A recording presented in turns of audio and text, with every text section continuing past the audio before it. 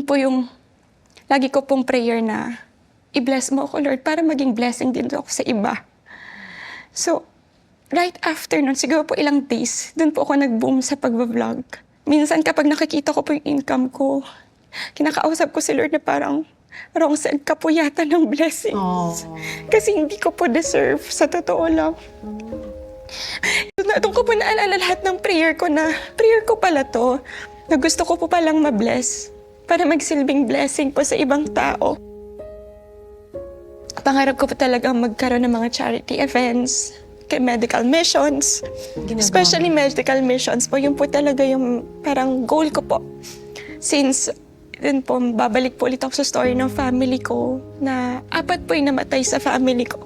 Dahil po nga, kapos po kami, wala po kaming pampagamot. Ngayon po na able na po ako, kaya ko na pong ipagamot kahit sino po sa family ko.